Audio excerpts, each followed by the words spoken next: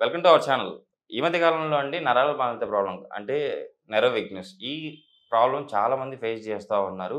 But కండరాల నొప్పి కూడా చాలా మందికుంటది. సో, ఈ కండరాల నొప్పికి, నరాల బాధిత ప్రాబ్లమ్‌కి ఏ ఏమన్నా అంటే రిలేషన్ ఉందా? లేకపోతే నరాల బాధిత ప్రాబ్లమ్ వచ్చినప్పుడు ఓన్లీ అరికాళ్ళ మంటలు, అరిచేతి మంటలు ఇట్లా ఉండడమే దీని యొక్క సింప్టమ్సా?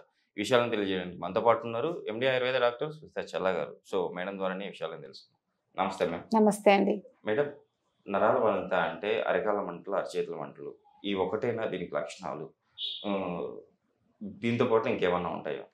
మామూలుగా నరాల బలహీనత అంటే అందరూ కామన్‌గా చెప్పేవేంటంటే తిమ్మిర్లు రావడము, అండ్ వీక్‌గా అనిపించడము, అండ్ నడుస్తూ ఉంటే చాలా మందికేంటంటే కొంతమందికి కింద దూది మీద నడిచినట్టుగా అసలేదో సాఫ్ట్ సబ్‌స్టాన్సెస్ మీద నడిచినట్టు అనిపించడము, ఇవి ఉంటాయి.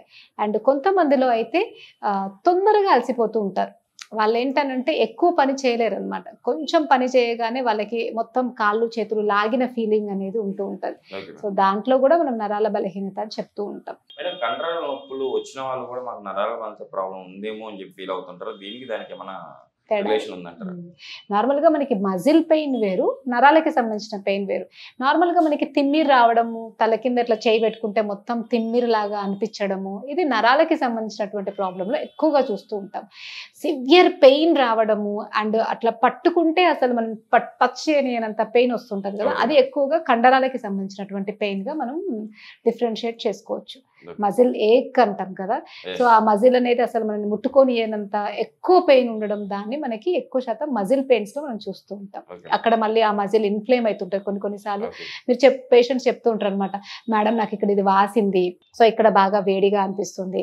అండ్ మన మూవ్‌మెంట్ చేస్తే చాలా సివియర్ పెయిన్ వస్తుంది. అలా వాపు అలాంటివన్నీ ఉన్నప్పుడు మనం ఎక్కువ శాతం మజిల్ పెయినే ఉంటదనమాట. ఇలాంటి వాళ్ళు అంటే ఈ నెర్వ్ వీక్‌నెస్ ప్రాబ్లమ్ ఉన్నవాళ్ళు ఎలాంటి ఇంట్లో ఎలాంటి హోమ్ రెమెడీస్ ఉన్నాయి? అట్ ద సేమ్ టైమ్ ఆయుర్వేదిక్‌లో మీరైతే ఎలాంటి ట్రీట్మెంట్లు ఇస్తారు?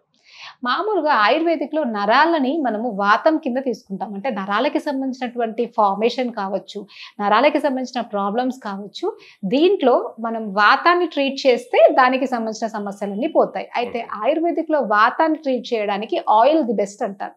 అందుకే మనం ఆయుర్వేదంలో నరాల సంబంధిత సమస్యలు వచ్చిన వాళ్ళందరికీ కూడా ఆయిల్‌తో ధారా ట్రీట్మెంట్స్ చేయడము, అండ్ ఆయిల్‌తో మసాజ్ చేయడము, ఇంటర్నల్‌గా కూడా ఆయిల్ తీసుకోమనడము. ఓకే. చాలా మందికి మీరు చూస్తూ ఉంటారు. ఇప్పుడు నేను కంటి డాక్టర్ కాబట్టి కంటికి సంబంధించిన నరాల ప్రాబ్లమ్స్ ఏంటంటే ఆప్టిక్ నర్వ్ మొత్తానికి ఎండిపోతది. దాన్ని ఆప్టిక్ ఎట్రోపీ అంటామనమాట. Okay ma'am. సో, అండ్ రెటినాకి సంబంధించినటువంటి కొన్ని రకాల నర్వ్ ప్రాబ్లమ్స్‌లో లైక్ గ్లకోమా అట్లాంటి కండిషన్స్‌లో, అండ్ మెడకి సంబంధించి చూసుకుంటే సర్వైకల్ స్పాండిలోసిస్ వాటన్ని అండ్ లుంబార్ స్పాండిలోసిస్, అండ్ ఇవన్నీ కూడా ఏంటి అనంటే నర్వ్ షీత్ అనేది కొంత డ్యామేజ్ అవ్వడము, ఎంఎన్‌డి డిసీజెస్ వీటన్నిటిలో కూడా నరాలకి సంబంధించిన మైలిన్ షీత్ అనేది పాడైపోవడం వల్ల వాళ్ళకి ఆ పర్టిక్యులర్ పని చేయలేకపోవడం.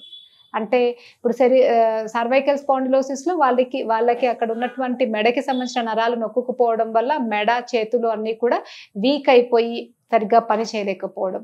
నడుముకు సంబంధించినటువంటి నరాల ప్రాబ్లమ్‌లో నడుము అండ్ కాళ్ళు అనేవి వీక్ అయిపోవడం. ఓకే. ఎంఎన్‌డి లాంటి డిసీజెస్, మోటార్ న్యూరాన్ డిసీజెస్‌లో ఏంటి అనంటే మొత్తానికే వాళ్ళు స్లోగా ఆ డిసీజ్‌లో మొత్తానికే బెడ్‌కే పరిమితం అయిపోయి అసలు ఏం చేసుకోలేకపోవడం. ఇలా రకరకాల నర్వ్ ప్రాబ్లమ్స్ అన్నిటిలో కూడా మనము నార్మల్‌గా వాతాన్ని తగ్గించేటువంటి ఫుడ్, ట్రీట్మెంట్ సజెస్ట్ చేస్తాం. ఓకే. సో, అలాంటి ది బెస్ట్ వాతాన్ని తగ్గించేటువంటి ఫుడ్‌లో ఫస్ట్ వచ్చేది నెయ్యి. Okay ma'am. సో, నెయ్యి, నూనె అంటే వాతంని తగ్గించడంలో నూనె బెస్ట్. కానీ ఇంటర్నల్‌గా మనం ఏంటి అనంటే నూనె, నెయ్యి 2 కూడా ఎక్కువగా తీసుకోమని చెప్తాం. ఓకే. ఆ నూనెలో కూడా నువ్వుల నూనె అనేది చాలా మంచిది. ఓకే. అందుకని వాళ్ళకి రెగ్యులర్‌గా నువ్వుల నూనెతో లైట్‌గా మసాజ్ చేసుకోవడం, నువ్వుల నూనెను ఎక్కువగా ఇంటర్నల్‌గా తీసుకుంటూ ఉంటే వాతానికి సంబంధించినటువంటి ప్రాబ్లమ్స్ అనేవి చాలా వరకి రాకుండా ఉంటాయి. అండ్ ఇంకా ఏంటి అనంటే ఆయుర్వేదంలో నార్మల్‌గా కొన్ని రకాల స్పైసెస్ ఉంటాయి. సో, ఆ స్పైసెస్‌తో చేసినటువంటి మెడిసిన్స్ తీసుకుంటే కూడా చాలా వరకి వాతం తగ్గుతది. అందుకే బాలెంతలు అంటాం కదా! నార్మల్‌గా యెస్. ప్రెగ్నెంట్ లేడీస్ డెలివరీ అయిన తర్వాత వాళ్ళని బాలెంతలు అంటారు. వాళ్ళకి ఇలాంటి వాత రోగాలు రాకుండా ఉండడానికి అప్పట్లో మన వాళ్ళు బెచ్చాల మందు అని ఈ స్పైసెస్‌తోనే చేసేవాళ్ళు.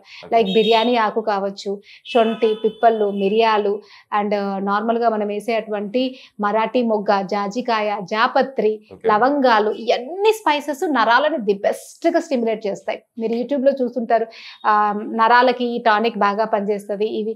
సో ధనియాలు అండ్ ఇలాచి వేసి మరిగించుకొని తాగండి, నర్వ్ని చాలా బాగా స్టిమ్యులేట్ చేస్తుందని. కొంతమంది అయితే బిర్యానీ ఆకును మరిగించుకొని తాగండి అని, ఇలా రకరకాలు చెప్తూ ఉంటారు. ఎవరికి ఏది అవైలబుల్గా ఉంటే దాన్ని తీసుకోవచ్చు. కానీ నరాలు మంచిగా స్ట్రాంగ్గా పనిచేయాలి అని అంటే మన రోజువారీ ఆహారంలో డెఫినెట్గా మనం కొన్ని స్పైసెస్ యాడ్ చేసుకోవాలి. దాంట్లో బెస్ట్ అంటే ఇప్పుడు నేను ఇన్ని చెప్పాను కదా, దాల్చిన చెక్క, లవంగాలు, బిర్యానీ ఆకు, జాజికాయ, జాపత్రి అండ్ మరాఠీ మొగ్గ, ఇలాచి, జీలకర్ర, సోంపు, ఇవన్నీ కూడా గసగసాలు అండ్ ఇవన్నీ కూడా మనకి స్పైసెస్. ఇంకా చాలా ఉంటాయి స్పైసెస్. వీటిల్లో మనం 4 ఎక్కువగా ఫుడ్లో వాడుకోమని చెప్తాం. అవేంటి అంటే దాల్చిన చెక్క, ఇదేమంటారు ఇలాచి అండ్ బిర్యానీ ఆకు. ఈ మూడింటిని రెగ్యులర్గా మీరు నార్మల్గా గ్రేవీ కర్రీస్ వండుతారు కదా, వీటిని మళ్ళీ ఆయిల్లో వేసి ఫ్రై చేయొద్దు. కొంచెం మనం వాటర్ వేసి ఉడికిచ్చే కర్రీస్ ఉంటాయి కదా, దాంట్లో ఈ మూడింటిని కలిపి పెట్టుకున్న పౌడర్ వేసి మీరు కర్రీ చేసుకున్నట్టయితే నరాలకి సంబంధించినటువంటి ప్రాబ్లమ్స్ చాలా వరకు మీకు రాకుండా ఉంటాయి.